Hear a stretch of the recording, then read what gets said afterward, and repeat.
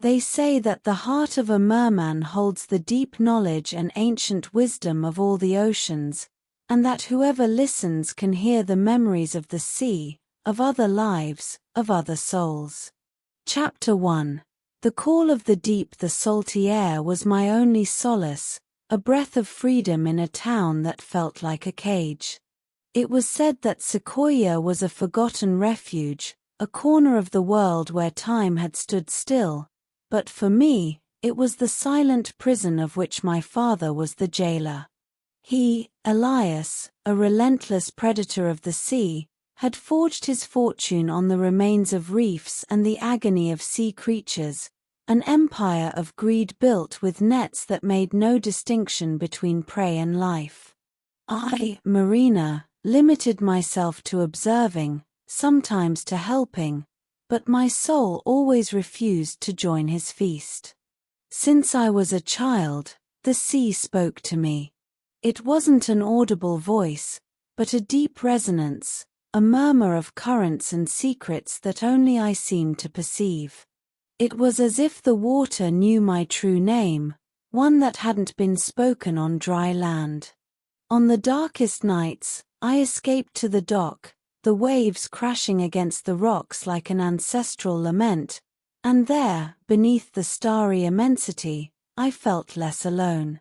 The village legends, whispers of creatures that inhabited the depths, had always seemed truer to me than the fishermen's own lives. My mother, an absent shadow in my memories, had disappeared years ago, leaving a void that time couldn't fill. Her name was a taboo in our house, an open wound that my father refused to touch. I only kept a small mother-of-pearl shell that she had given me, a valueless object to him, but to me, a tangible echo of her presence, a whisper of a past that eluded me. I often wondered if her departure was also linked to the sea, if she, like me, had felt its irresistible call. That night, the sky tore with unprecedented fury. The gale lashed Sequoia with a violence I had rarely seen. My father, blind to the warnings of more experienced sailors, decided to go out. "The sea is money, Marina, and money doesn't wait," he roared, dragging me into the task. I clung to the ropes, the salt stinging my eyes, as the waves engulfed the horizon, the boat, a drifting shell, facing the onslaught of an angry ocean. The storm wasn't just a meteorological phenomenon, it was a declaration, a warning. A deafening thunderclap, a lightning bolt that split the night in two, and the impact. The boat, turned to splinters, crashed against the sharp teeth of the hidden rocks, a muffled scream of wood and metal. The world turned upside down, the abysmal cold enveloped me, dragging me under. My breath failed me, my lungs burned, and in that instant of despair, I felt a force, warm and strange, surrounding me. The darkness dissipated, and, opening my eyes underwater, I saw him. It wasn't a fevered dream or a hallucination from lack of oxygen. He was real. Kai. A creature that defied all logic, all belief. His pearly skin glowed with an inner light, his tail, a deep blue with silver highlights, undulated gracefully, and his torso, a perfect sculpture of superhuman beauty, took my breath away. But it was his eyes, two liquid emeralds, green as the darkest depths of the ocean, that captured me. In his gaze, there was no surprise, but rather a recognition, an antiquity that transcended time. It was as if every century of existence was etched in his pupils, an immemorial sadness that invited me to immerse myself in it. It wasn't the first time we had met. I knew it with a certainty that chilled the bones and warmed the soul at the same time. Not from this life, but from many. It was him. My other half. My soulmate. The same essence, in different bodies. I felt his energy, an electric current that instantly ran through me, and when his hand touched mine, a shiver passed through me. It was as if the entire universe had aligned in that instant, as if finally, after 1,000 shipwrecks in past lives, we had found each other. There were no words, only a connection that spoke in a language older than any human tongue. The need to breathe became irrelevant. Being by his side was the only truth. The sea ceased to be a threat and became a sanctuary, a silent witness to our reunion. Kai didn't save me, he picked me up, he recognized me, and in that instant, I understood that my life, as I knew it, was over. I had found my true home, not in a fishing village, but in the depths of green eyes and the beating heart of the sea. But that connection, that undeniable truth, carried with it the seeds of a greater storm.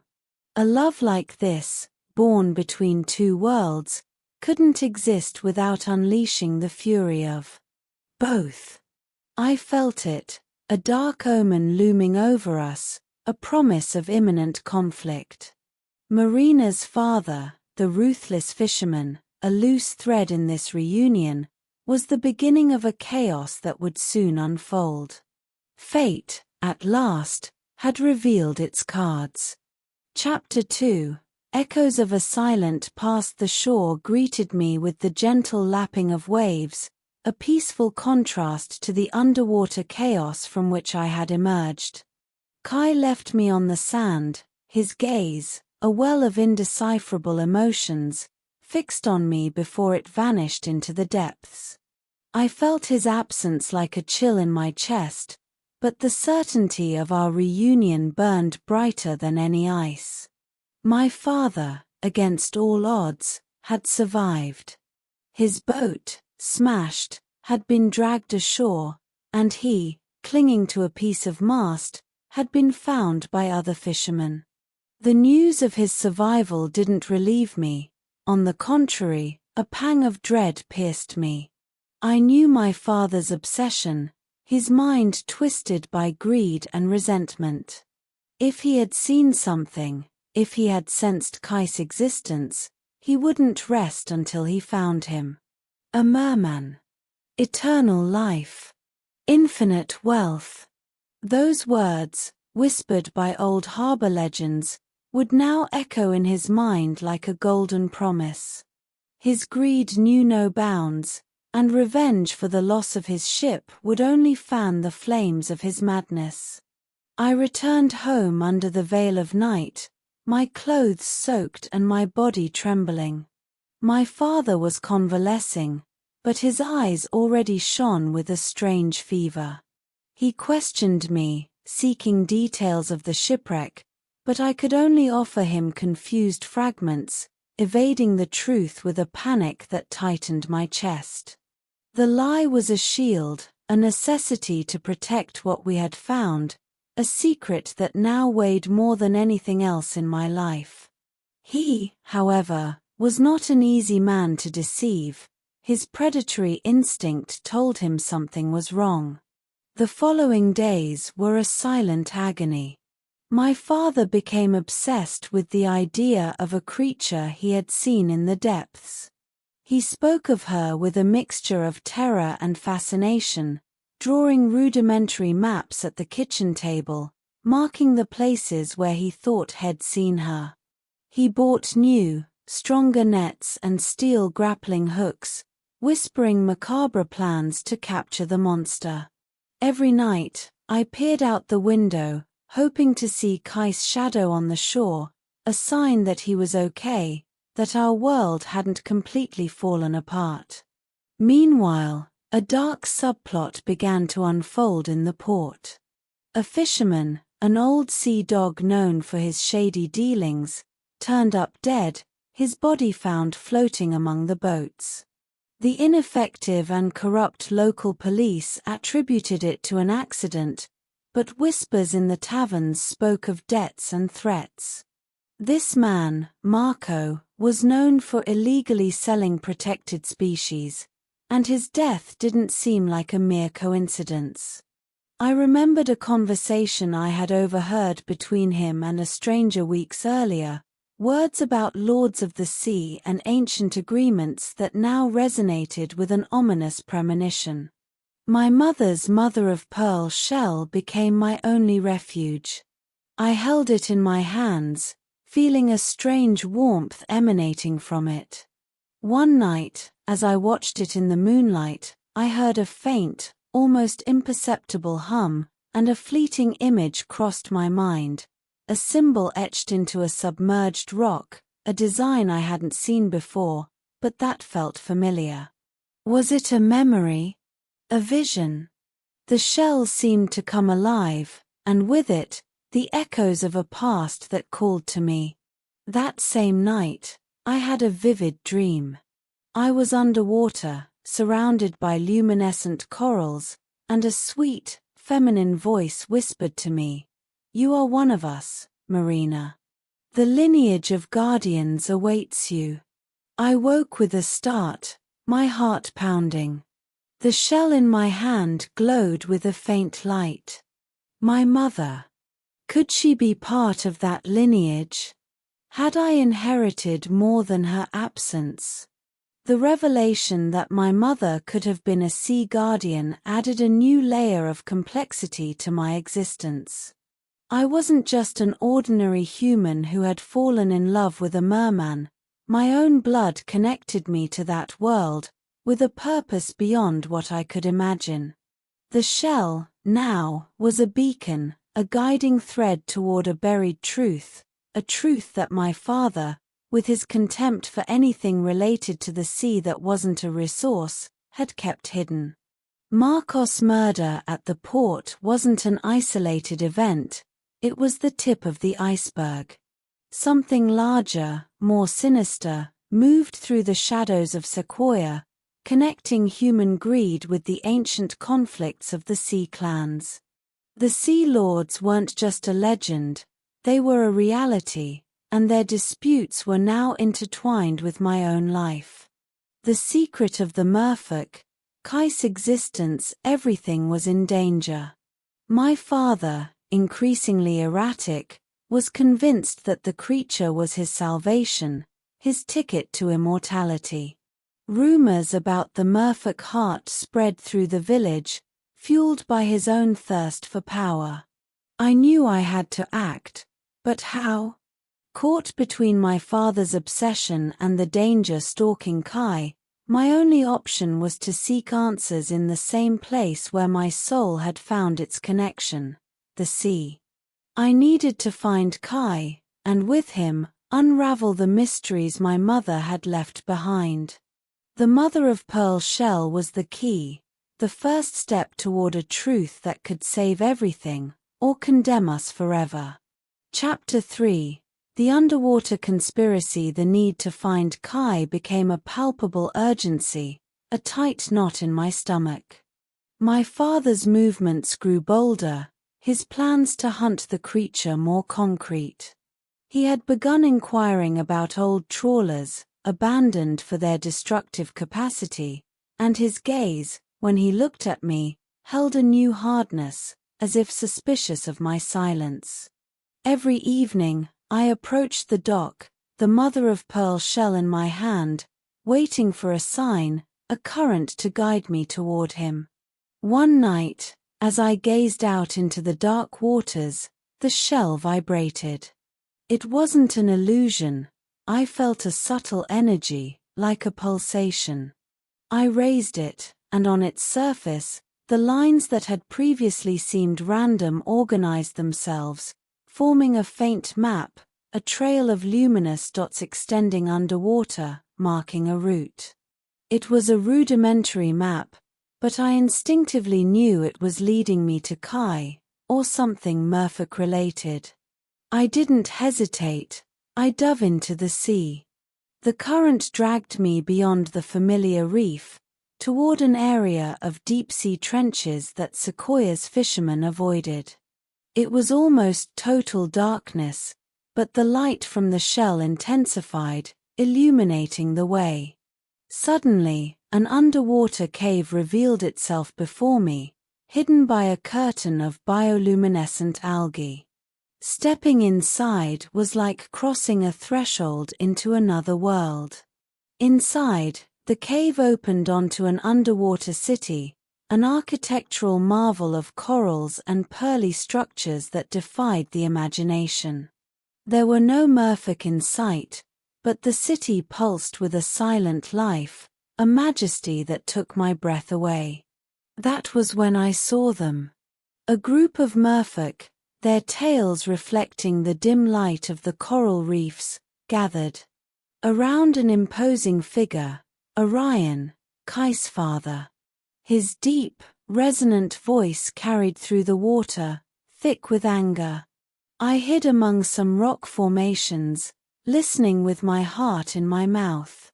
Orion, with a sneer, disowned Kai, accusing him of treason for saving a human. The merfolk murmured, some with disapproval, others with what seemed to be a mixture of fear and resentment. The revelation that Kai had broken an ancient law, that of not interacting with humans, was a blow that divided them. But the conspiracy wasn't limited to Kai. Orion spoke of an ancient treaty, a pact between the merfolk clans and humans that had been broken centuries ago, and of how Kai's existence with a human endangered the most sacred secret of his species. The sea clans, from what I understood, were divided. Some, led by a towering merman named Kale, advocated the annihilation of humanity, tired of its predation.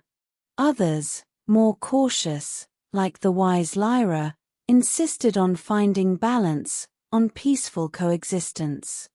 The name of Marco, the murdered fisherman, echoed in the cave. Orion revealed that Marco was a nexus, a human working for the Sea Lords, a group of human mafiosi who had discovered the existence of Merman decades ago and had established an illegal trade in marine artifacts, and worse, in mermaid eggs and young mermen. Marco's death was no accident, it was a settling of scores, part of a power struggle within that mafia. But it was also a warning. The Sea Lords knew the mermen were restless, and Marco's disappearance would only ignite their anger. The conversation turned even darker. An ancient betrayal was mentioned, a prophecy that spoke of a guardian of the land who would join with a son of the sea to bring about change, whether for better or worse. It was an echo of my dream, a confirmation of my mother's connection to that lineage. The shell vibrated more strongly. The image of the submerged symbol I had seen in my vision appeared on one of the city's coral walls. It was the emblem of the Guardians. My mother wasn't just part of a lineage, she was an important figure in the prophecy. The reason for her disappearance, for her silence, was linked to this underwater world, to the intrigues between clans and humans. My own birth, the shell, everything took on new meaning.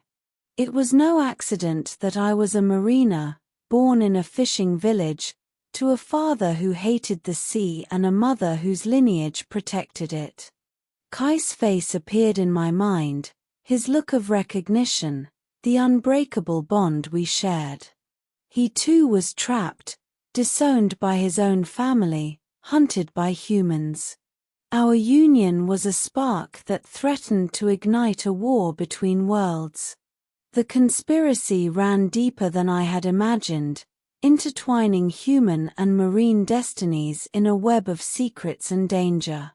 I left the cave, the weight of information overwhelming me. The underwater city, the betrayal, the prophecy, and my mother. Everything was connected. My father, with his search for the merman's heart, was just a pawn in a much larger game. I needed to find Kai, not only to protect him, but to understand my own role in this ancient feud. The shell, now, was not just a map, it was a key, unlocking the door to a legacy I never knew I had. Time was running out, and the sea, once my refuge, was now a battlefield. Chapter 4. The reunion in the dark. The weight of the truth dragged me down, heavier than the depths of the ocean itself. I left the cave, the salty air of the surface colliding with the dense vapor of secrets I had inhaled. My mind was a whirlwind of voices, Orion disowning Kai, Kale calling for revenge, Lyra pleading for balance, and the distant echo of a prophecy that directly involved me. The mother-of-pearl shell continued to vibrate in my hand, a beacon in the darkness guiding me, not to a place, but to a person. I knew Kai would be somewhere safe, yet accessible. A place where he could hide, reflect, perhaps grieve. I thought of the deepest reefs, those inhabited only by the hardiest creatures, or the most dangerous currents, those that discouraged even the boldest mermen. But then, the shell gave me another clue, not a map of coordinates, but a sense of closeness, as if its very essence were calling to me. I dove again. The current carried me to a series of underwater crevices, a labyrinth of stone and shadow that few knew about. At the end of one of them, in a small cave hidden by a curtain of luminescent jellyfish, I found him. Kai. He stood motionless, his tail curled. Around himself, his eyes, a reflection of mine, fixed on nothingness. The sadness on his face was an abyss, deeper than the ocean itself. I approached cautiously, the fear of frightening him mixed with an overwhelming need to hold him. When he looked up, his eyes met mine, and the recognition we shared became more intense, more painful than ever. There were no words, only a current of emotions flowing between us, relief, despair, a love that transcended logic and time. I told him what I had heard in the underwater city, Orion's disinheritance, the division of the clans, Kale's threat, and Lyra's caution. I told him about the Sea Lord's conspiracy, Marcos' assassination, and how everything seemed to point to an imminent conflict. The information hit him with the force of a wave, his expression hardening, the initial sadness replaced by a suppressed rage. I know, his voice was a deep murmur, echoing in the cave. I feel my father's wrath, Kale's fury. The law is unbreakable for them. Saving a human, for them, is endangering the existence of our people. He leaned closer, his hand brushing my cheek. But I don't regret it. I never would. I showed him the mother-of-pearl shell, the faint light emanating from it, and told him about my mother, about the vision of the guardian, about the symbol I had seen in the city. Kai's eyes widened in wonder. The guardian's lineage, he whispered. It's a legend among us, a prophecy of balance and change. Few believe they still exist. He looked at me again, a new layer of understanding in his eyes. You are part of her, Marina. Your mother, she didn't disappear. She must have chosen her path, her duty. The revelation of my lineage not only connected me to a greater purpose, but also explained the reason for my mother, her absence, and her possible involvement in the prophecy. The shell, an object my father considered insignificant, was in fact a treasure, a link to a past that refused to remain buried. A subplot of identity was forming, a hidden legacy now revealed. Kai explained the implications of his disinheritance to me in more detail. My father, Orion, believes in the absolute isolation of humans. To him, We are an existential threat. Kale, on the other hand, sees this as the perfect opportunity for war. Has been waiting for a pretext to unleash the fury of our kind against the surface. He believes our survival depends on the annihilation of humanity. The gravity of his words chilled my blood. And what about the prophecy? I asked, my voice barely a whisper. They said a guardian of the land would join a child of the sea. Kai interrupted me, his gaze intense.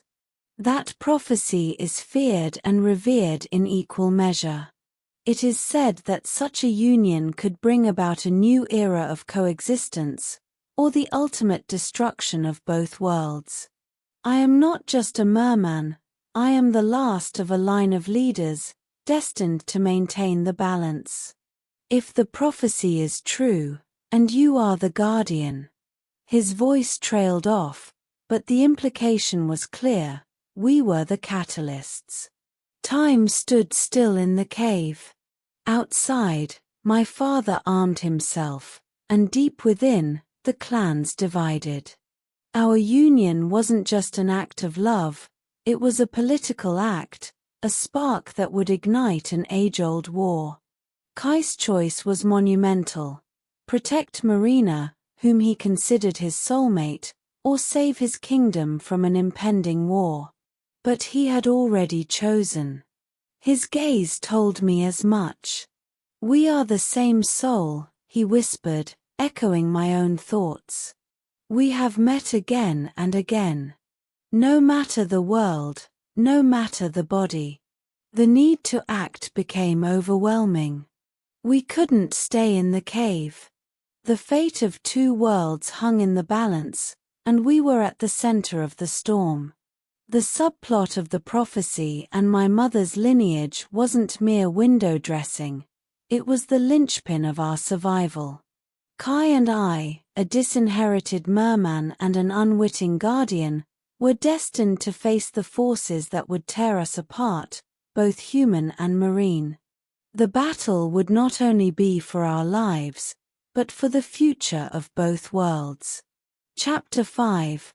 The search for my mother's trace. The cave, which had once been a sanctuary, became a trap.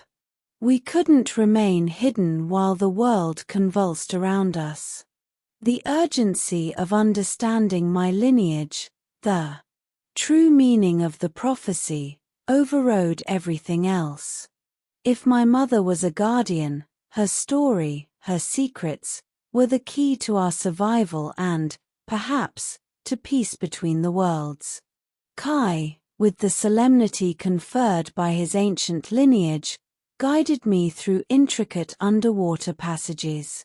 He explained that guardians often left signs, markings invisible to the untrained eye, but clear to those with guardian blood. The mother-of-pearl shell, more than a map, was a receiver, capable of tuning into my mother's energy. Our search led us to the ruins of an ancient underwater temple, a colossal, eroded structure that time had swallowed into the depths. Its columns, covered in seaweed, still revealed carvings and symbols that Kai recognized as part of his people's legends. It was a sacred place, guarded by treacherous currents and rarely seen sea creatures. As we explored, the shell vibrated with an intensity that nearly burned the palm of my hand. On one of the ruins' walls, beneath a cluster of coral, we discovered a hidden compartment. Inside, there was no treasure, but a journal.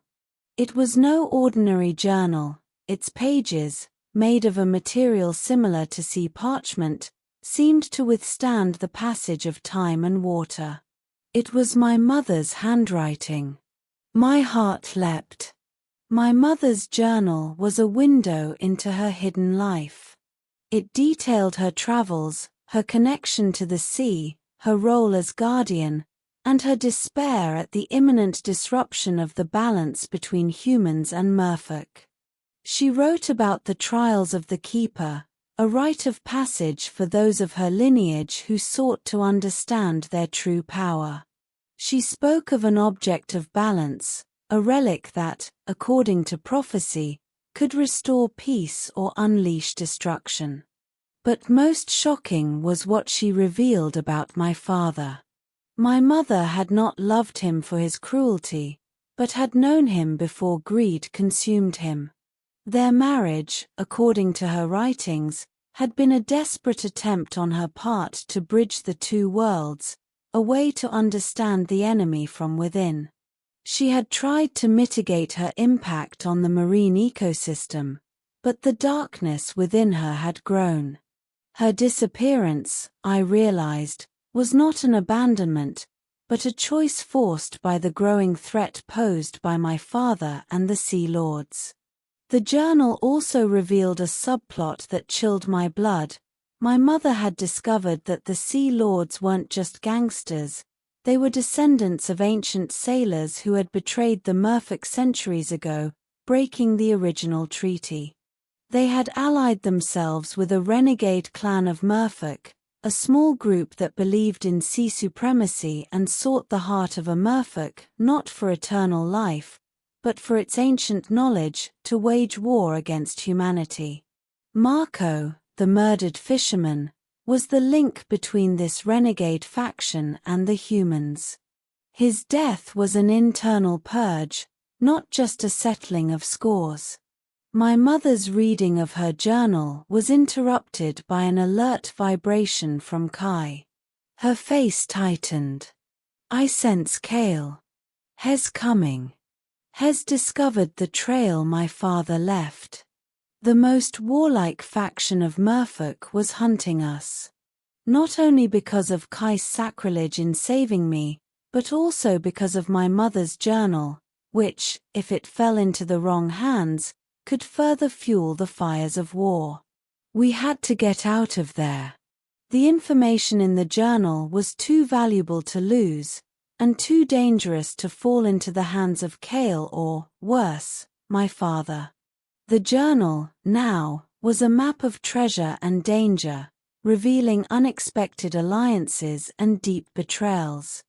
The Sea Lord's subplot wasn't just a crime, it was a direct connection to the ancient merfolk war. As we swam at full speed, the underwater temple faded into darkness, leaving behind a trail of painful truths. My mother hadn't abandoned me, she had bequeathed me a mission, a heritage of blood and purpose. The object of balance was the key, and the prophecy Kai had mentioned now resonated with terrifying urgency. The battle was drawing near, and we would face not only my father, but also a clan of renegade merfolk, and the dark influence of the Sea Lords. Our love, the one that bound us through lives, was now the catalyst for a war that could consume us both. Chapter 6.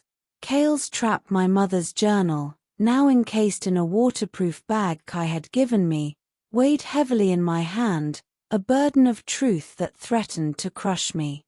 Kai's words about Kale echoed in my mind, the most warlike faction, the one seeking the annihilation of humans. There was no time to process the full impact of my mother's revelations. Survival was the priority. We moved with surprising speed, Kai leading the way through underwater passages I could never have imagined. His ability to move through the water was astonishing, a reflection of centuries of evolution. With my guardian lineage, I felt an innate connection to the currents, an ease of movement I'd never experienced on dry land. We were two worlds converging in the fluidity of the ocean. The pursuit soon began. The shadows of Kale's merfolk, faster and more aggressive than the others, appeared in the distance. They were towering warriors, their weapons, coral harpoons and obsidian tridents, gleaming ominously in the gloom. Their target wasn't just Kai, but me as well.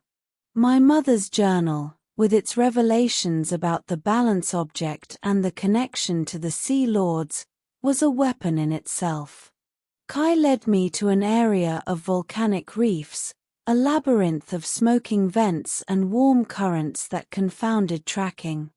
It was a dangerous place, but also a strategic one. We hid in a small cave, the geothermal heat enveloping us, as Kale's merfolk passed by, their silhouettes silhouetted against the steam. "Kale is cunning," Kai whispered, his eyes fixed on the cave entrance. "He won't give up easily. Has been planning this war for decades." The emergence of the Sea Lords and their illegal trade in our people has given him the perfect pretext to blame all of humanity. It was a long-standing subplot, that of the Cold War between merfolk factions, now on the verge of erupting. While we waited, Kai revealed to me a part of his own past. His older brother, a noble and peaceful merman, had been captured and sold by the Sea Lords years ago. Orion, his father, had hidden him away, ashamed of his son's weakness and fearing political destabilization between the clans. Kale's rage wasn't just about human predation, it was also about Orion's inaction and his own grief at the loss of his kin. The story of Kai's brother added a layer of depth to Kale's anger and to Orion's rigidity. Suddenly, the current in the cave changed. It was a trap. Kale hadn't passed by, had diverted the flow of water, sealing the cave entrance with freshly fallen rocks. We were trapped. Kale's voice echoed from outside, magnified by the water, an underwater thunderclap. "Kai, hand over the human and the Book of Keepers, and perhaps your punishment will be light. To disobey the law is to dishonor our lineage." Kai tensed, his hand seeking mine. "We won't," he assured me. "This place, there's a hidden passage. Only those of my lineage know it. We'll have to risk it." The cave began to fill with thick, dark water, volcanic mud bubbling around us. Kale's merfolk were using the volcanic vents to suffocate us, to force us out. It was a desperate move, but effective. The hidden passage was a barely perceptible crack in the cave wall, hidden behind a veil of thermal kelp. Kai opened it with a flick of his tail, revealing a narrow tunnel that led deep into the earth. It was claustrophobic, dark, and smelled of minerals. It wasn't an escape route, but rather an entrance to a system of underground caves that Kai believed led to the surface at a distant point off the coast, a place humans barely knew. As we crawled through the tunnel, the water pressure decreased, but the air grew thicker and the heat more intense. The subplot of escape wasn't just physical, it was a race against time, a test of our endurance and our faith in each other. My mother's journal, clutched to my chest, held the key not only to escape, but to understanding Kale's true goal, not just to annihilate the humans, but to seize the balance object my mother had mentioned, believing it would give him the power to control the sea. Kale's betrayal ran deeper than Orion suspected. He didn't want peace, or even victory, he wanted absolute power. The balance object was his true goal, a weapon he claimed would make him the overlord of the ocean.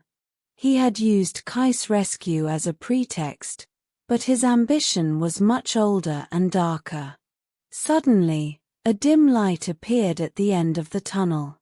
It was the surface, the promise of fresh air, but also the threat of my father, waiting above. We had escaped Kale's trap, but we were heading straight for another. The journal, with its revelations, felt more and more like a ticking time bomb. The next confrontation would be on solid ground, a terrain where Kai's advantages would vanish. The real battle, the climax of this part of the story, was approaching. Chapter 7. The breath of the surface and the father's shadow. The fresh air hit me with an intoxicating force as I emerged from the underwater tunnel. We were in a small coastal cave, hidden by dense vegetation and steep cliffs, far from Sequoia. My mother's journal, safe and sound, felt like a tangible weight of responsibility. Kai, upon emerging, transformed his tail into legs, a process that still amazed me. Though his beauty remained intact, a subtle vulnerability surrounded him on land, a forced adaptation. "This place is safe for now," he whispered, his deep voice echoing against the damp stone. "No one will find us here easily. Not Kale, nor your father." But the certainty in his voice was tenuous. My father's presence, like a persistent shadow, loomed over us even from miles away. His obsession with Kai's heart, with the promise of eternal life and wealth, had transformed him into something more than a greedy fisherman, had become a relentless predator. While Kai explored the surroundings, looking for a safe exit, I opened my mother's journal. I needed more answers, more clues about the object of balance and the true nature of the prophecy. Her words, written with urgency, revealed that the object was not a weapon, but an artifact that amplified the intentions of its possessor. In the hands of a guardian, it could restore balance. In the hands of a dark-hearted one, like Kale or my father, it would unleash chaos. A new revelation from the journal hit me like a wave. My mother had hidden the object of balance in Sequoia, in a place only she knew, fearing it would fall into the wrong hands. It wasn't an obvious location, but a forgotten corner of our own family home, a hiding place that only she and, perhaps, I, with my blood connection, could unravel. The irony was cruel. The place I had seen as my prison was the refuge of the object that could save everything. My father's subplot took an even more sinister turn. My mother had discovered that he wasn't just motivated by greed, he had been manipulated by the Sea Lords, who had promised him power and knowledge in exchange for his help capturing sea creatures and, eventually, a merman. They had fueled his greed, transforming him into a willing pawn in their game. He wasn't just an evil man, he was a victim of manipulation that had corrupted him to the core. The subplot of his father's manipulation added complexity to his villainy. Suddenly, Kai tensed. "I sense a disturbance," he whispered, his eyes fixed on the cave entrance. "It's not mermen. It's the energy from the surface." My father. He had found our trail, perhaps through contacts with the Lords of the Sea, or through a primal instinct that linked him to obsession. The diary, with its revelation about the object of balance at home, forced us back into the lion's den. The cave filled with the light of lanterns, and the harsh voices of men echoed.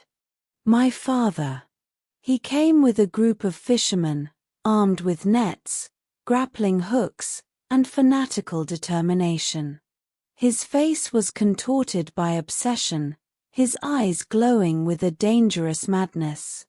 "I know you're here, creature of the sea," he cried, his voice thick with hatred and greed.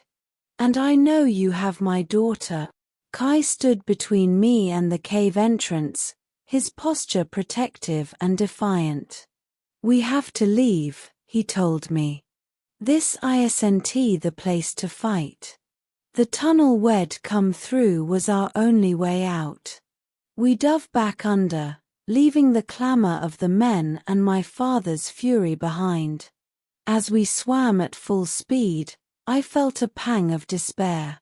We were fleeing Kale and my father, But the solution to everything lay in the most dangerous place for us, my home.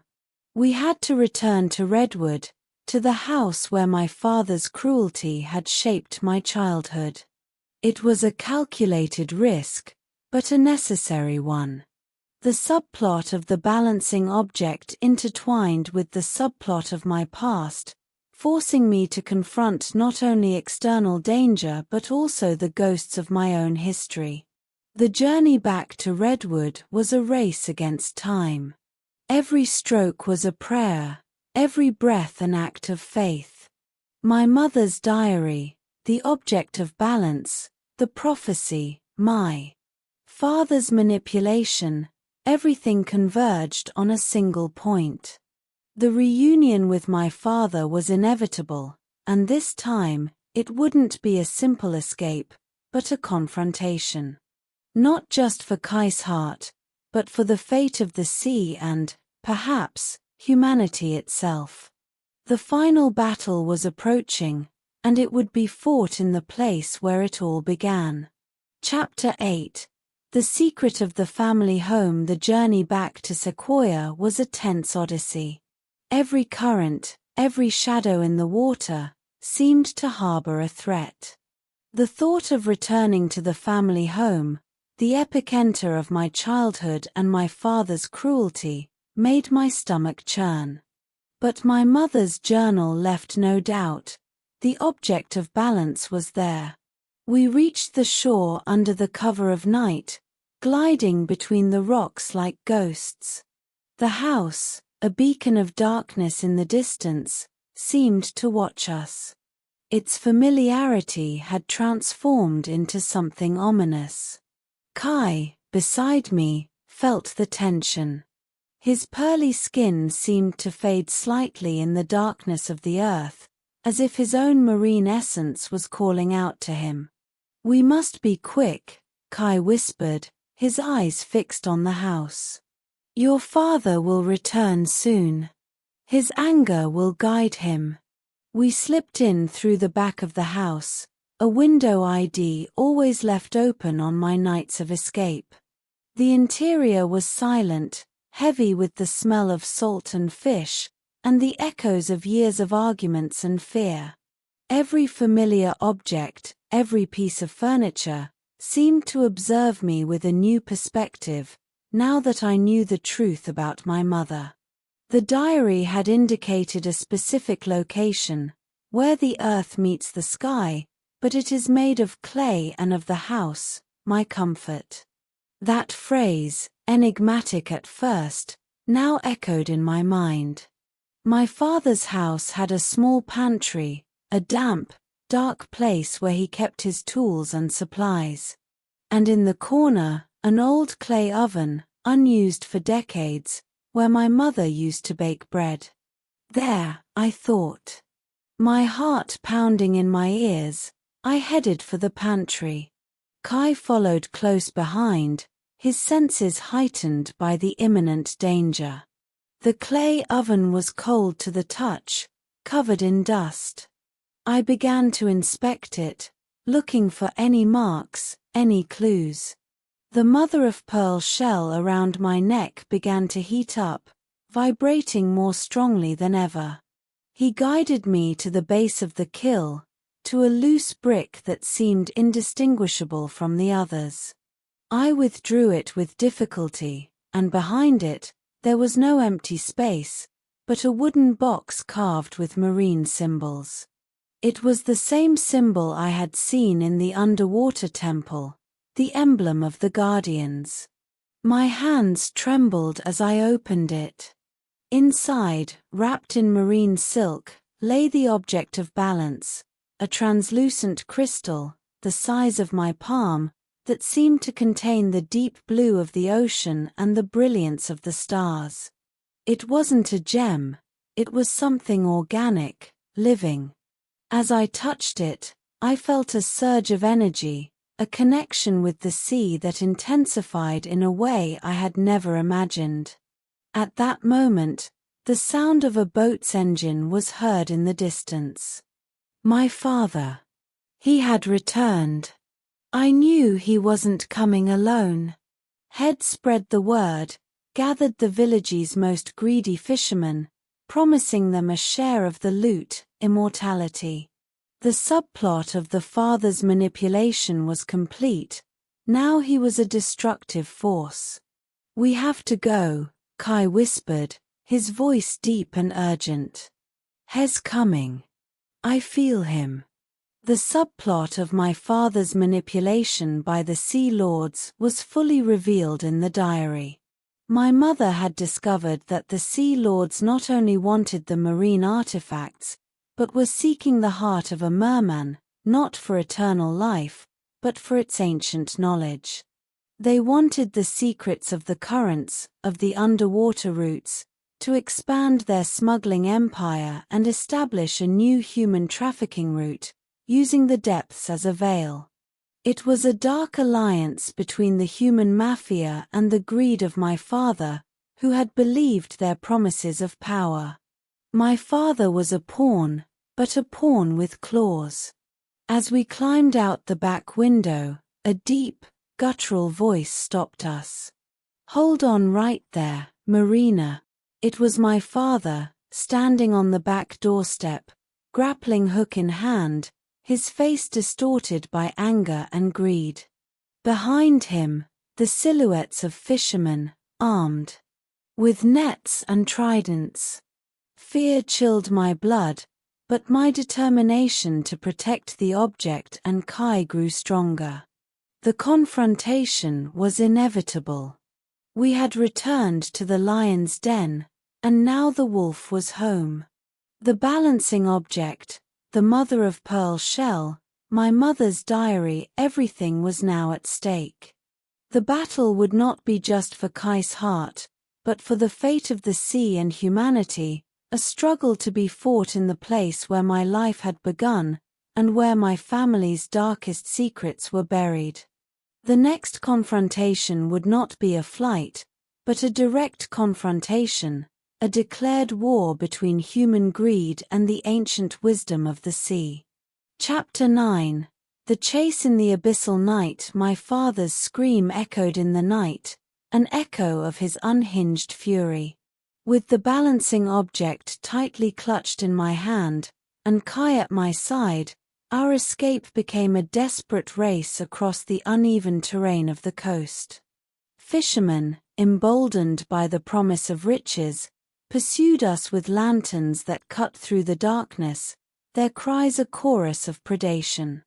Kai was fast, but the rugged, rocky terrain of the coast was not his natural domain. I, on the other hand, felt a strange agility, a connection to the land I'd never realized before, a gift, perhaps, from my guardian lineage. We leaped over rocks, slid down cliffs, the salty wind whipping our faces. My father, despite his injuries from the shipwreck, displayed terrifying resilience. His obsession drove him, every step a manifestation of his hunger for power. You will not escape, creature.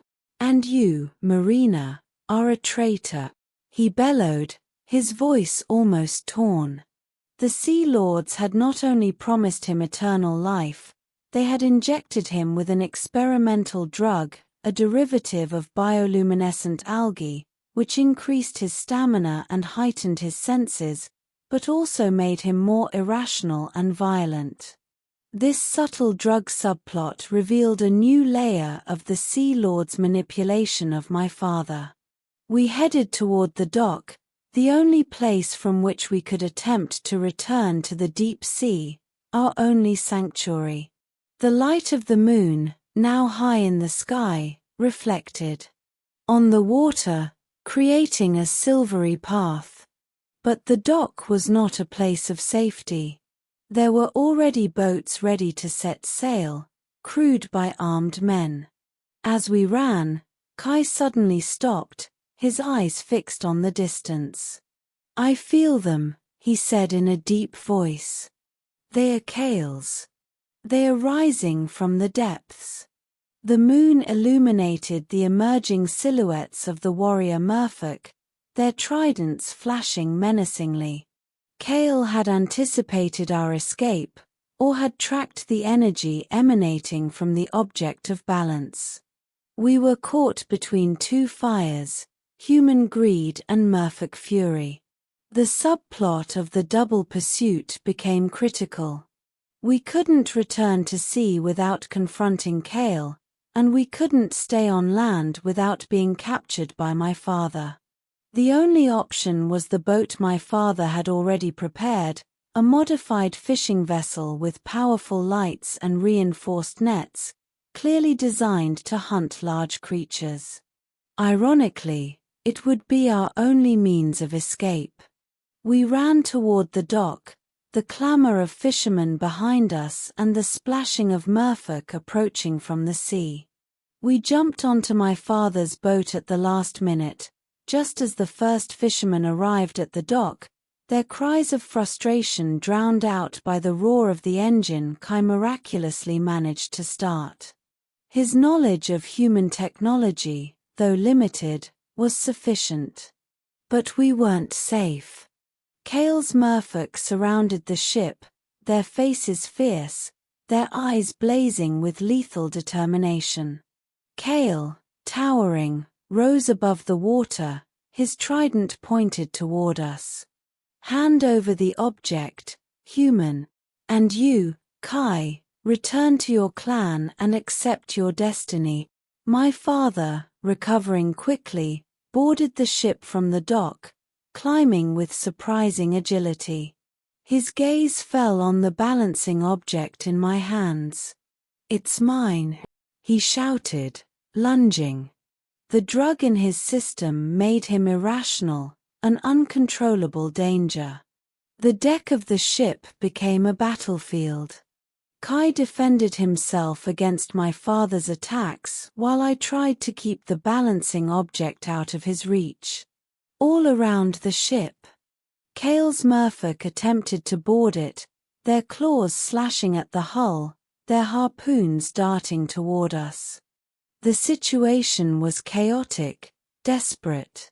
The subplot of the pitched battle, the climax of this part of the story, had begun. Amid the confusion, the object of balance in my hand began to glow with blinding intensity, casting a blue light upon the chaos.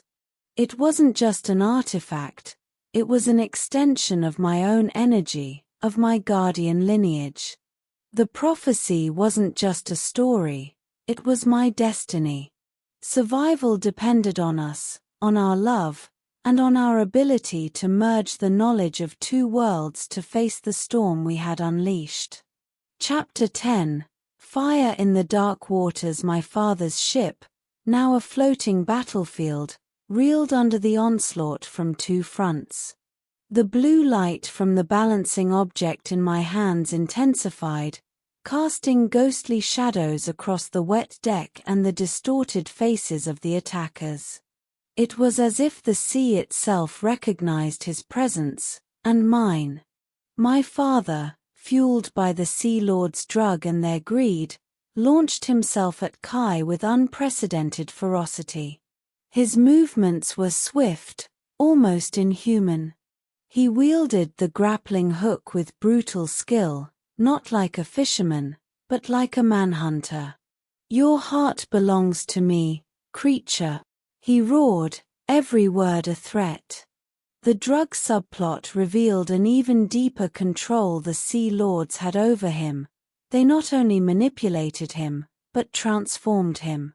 Kai, despite his superhuman strength and agility, was at a disadvantage on the boat. His movements were slower, less fluid than in the water. He tried to dodge my father's grappling hook while dealing with Kale's merfolk trying to board us, their hands slipping on the wet deck. I tried to help, using my own weight to unbalance my father, or pushing at the hands of the merfolk clinging to the side of the boat. Kale's merfolk, enraged by our escape, launched harpoons with deadly precision. One grazed Kai's shoulder, tearing his pearly skin. The sight of his blood, glowing pale gold in the darkness, filled me with cold terror. I couldn't allow him to be caught. The balancing object vibrated more strongly, and an idea, a desperate solution, formed in my mind. "Get down," I shouted to Kai, as the flames in the ship's boiler, lit for power, flickered menacingly. With the balancing object pointed toward the water, I used it to create a wave of energy, a pulse that destabilized the merfolk surrounding the ship. It wasn't an attack, but a distraction, an energetic push that momentarily pushed them back. That moment of confusion was enough. Kai, with a bold maneuver, threw himself over the side, pulling my father with him. The surprise on my father's face was fleeting, replaced by an animal rage as they both fell into the water. The grappling hook slipped from his grasp and sank. The battle moved to the sea. Beneath the ship, the shadows of Kai and my father struggled in the depths. Kai's advantage returned to his element, but the drug in my father made him incredibly resilient, almost immune to blows. He clung to Kai, his nails tearing at his skin, searching for a vital spot. Kale's merfolk, seeing Kai in the water, launched an attack, momentarily ignoring my father. Their main target was the traitor. The subplot of internal merfolk conflict was stronger than anything else for Kale. From the boat, I leaned over the railing, my heart pounding in my throat. The balancing object in my hand emitted a steady light, and I felt I could sense the undercurrents, the energy of the sea creatures around us. In my mother's journal, there was a mention of a more advanced use of the object, a way to influence the sea itself. Kale's screams, kill him and restore our clan's honor," echoed. The situation was critical. My father, though wounded, continued to fight with inhuman strength, clinging to Kai. Kale's merfolk were closing in to deliver the final blow. I couldn't hesitate. I aimed the balancing object at the water, concentrating all my will, all the energy flowing through me. The crystal glowed with a dazzling brilliance, and a shockwave not of strength, but of disorientation, spread through the water. Kale's merfolk, confused, scattered for a moment. That was the crucial moment. Kai, seizing the opportunity, used his strength to push my father away from him, into the depths, toward the seabed. My father, still struggling, sank, dragged down by the weight of his clothes and his madness. The ship, its boilers roaring, stopped, the sudden silence broken only by the sound of the waves. We thought we had won. Kai surfaced, swimming toward the ship. His breathing was ragged, his body bruised, but his green eyes shone with promise. He extended a hand to me. "We're safe, Marina. For now." We swore eternal love to each other, a silent promise that, should fate separate us, we would always find each other again. The subplot of eternal love, the center of everything, was affirmed in that instant. But the sea, treacherous in its beauty, had one last twist. Chapter 11. The broken promise. The calm after a storm on the ocean was always deceptive, a respite that hid new threats. The ship, now an empty shell adrift, rocked gently in the waves. Kai, his body bruised and his breath ragged, swam to the side, his eyes fixed on me, on the balancing object I still held. In his gaze, there was not only relief, but a promise, an oath of a future that stretched beyond the stars. "We're safe," he whispered, his voice a broken melody. "We made it." He held out his hand, his fingers brushing mine, an electric shock running through me. In that instant, all the chaos, the chase, the revelations, vanished. There was only us, two souls meeting again amidst the vastness. The object of balance stopped shining so brightly, as if its purpose, for the moment, had been fulfilled. We embraced, the chill of the sea against the warmth of our bodies, a silent oath of eternal love, a certainty that transcended time and lives. If fate separated us, if worlds pulled us in opposite directions, our souls would find each other again. Always. That was our truth, the anchor in the storm. But peace, in this story, was a fleeting illusion. Suddenly, a figure emerged from the shadows of the water and the pieces of wood from the shattered ship. A grotesque silhouette, soaked, wounded, but alive. My father. His face, covered in mud and blood, was disfigured by madness, his bloodshot eyes shining with a determination that defied death itself. The drugs, the lords of the sea, the greed, everything had converged into one last, desperate obsession. The heart. He growled, his voice a guttural, almost unintelligible rattle. The merman's heart is mine. In his hand, a grappling hook appeared, not the one head dropped, but one that had been hidden in his vest, a smaller, sharper one, almost a dagger. The balancing object in my hand ignited with a blinding brightness, as if trying to warn me, but I was too late. The scene unfolded in terrifying silence. Time seemed to stand still, each second stretching into an eternity of horror. My father, with an agility no one would expect from a wounded and dying man, lunged at Kai. There was no warning cry, no time to react. The grappling hook, shiny and sharp, plunged straight into Kai's chest, a wet, heart-rending sound that echoed in the silence of the ocean. Time stood still. My screams choked in my own throat, a sound of pure desolation. I saw Kai's face, shock, pain, and then resignation, a tragic acceptance. His body convulsed, and from his chest, with one last, macabre tug, my father tore something away. His heart. The merman's heart, which held the knowledge and wisdom of the oceans, now pulsed with a faint light in the hands of a crazed man. My father, his face twisted in a grimace of macabre triumph, raised the heart to the sky, a bloody trophy. Eternal life. Infinite wealth. He gasped, his voice barely a whisper, but charged with a demented victory. I am immortal. I am the master of the sea. But the sea, which had witnessed countless acts of cruelty, roared. It was not the sound of a storm, but a deep wail, a roar of pain and fury. A gigantic wave, the size of which hadn't been seen in decades, rose on the horizon, not caused by the wind, but by the agony of the ocean itself. Kai, his chest ripped open and his heart ripped out, fell into the water. My father, still clutching his heart, stumbled, his body already exhausted, his mind consumed by drugs and madness.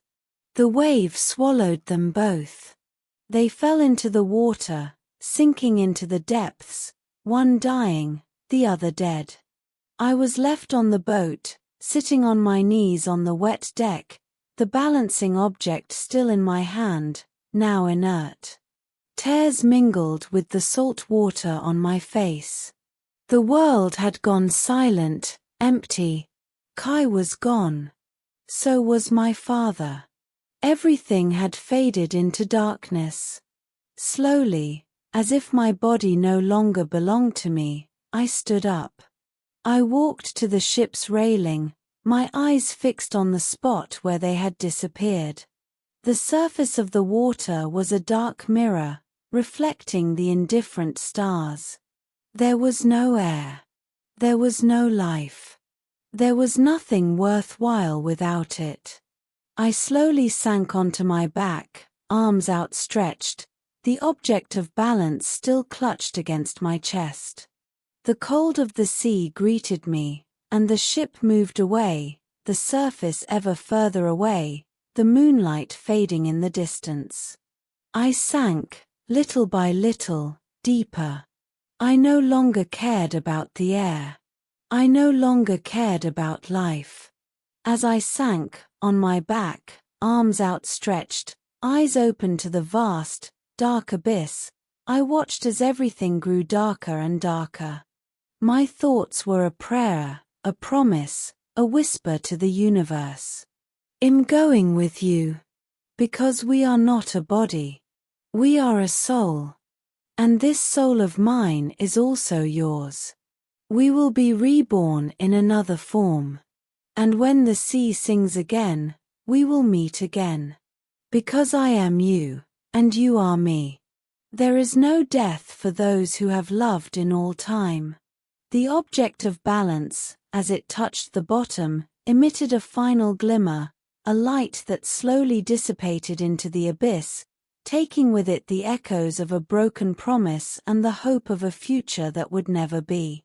The sea, now a shroud, held our secrets.